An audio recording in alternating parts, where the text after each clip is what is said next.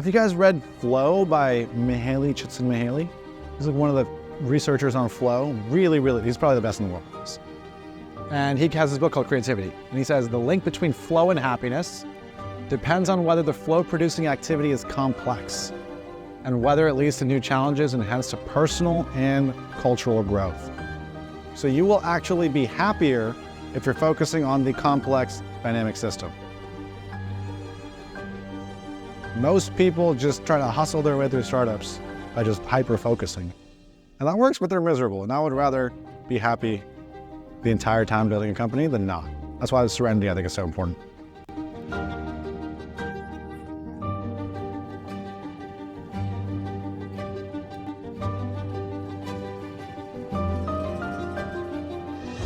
Well, I think the key to life is enjoying it while making more, right? Because the making more that's also enjoyment, right? As long as it's a healthy obsession, I think it's fine. Because otherwise there's no, like what game gives you the thrill of business? I don't know. Maybe like professional soccer or football or basketball or something, but that's like, what, 5 years, 10 years? 3 years, yeah. So you're not gonna have a lifetime thing unless, I mean, even chess people like burn out. Business is one of the only things you can do for a very long time and get that level of excitement, energy, enthusiasm, impact.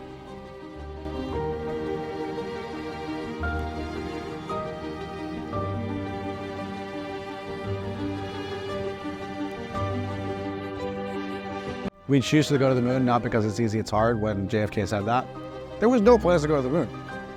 They literally were like, all right, I guess we gotta do it now, and they put everything together. Like there was half plans, but not like we're going within 10 years, right? And then it happened. So you can manufacture these points of exigence, as they call them, to create these.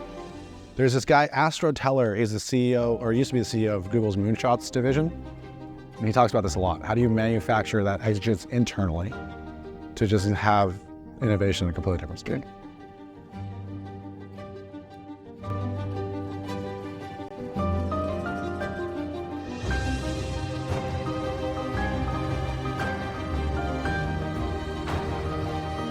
I think the blind spots only get illuminated by deciding how you want to live your life.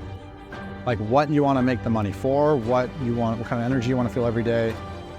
And then you can reverse engineer what blind spots actually matter and what you want to find out. Does that make sense? So it's like, am I doing this so I can, like, what's the next thing after you make the money? Is it the philanthropy? Is it you want to go just change the world with new innovative products? Like, what do you want to do? And all of you have plans, I think, for the next 10 years, but like, end of your life. When you do tax planning, when you do estate planning, when you do like trust planning, it's like multi-generational.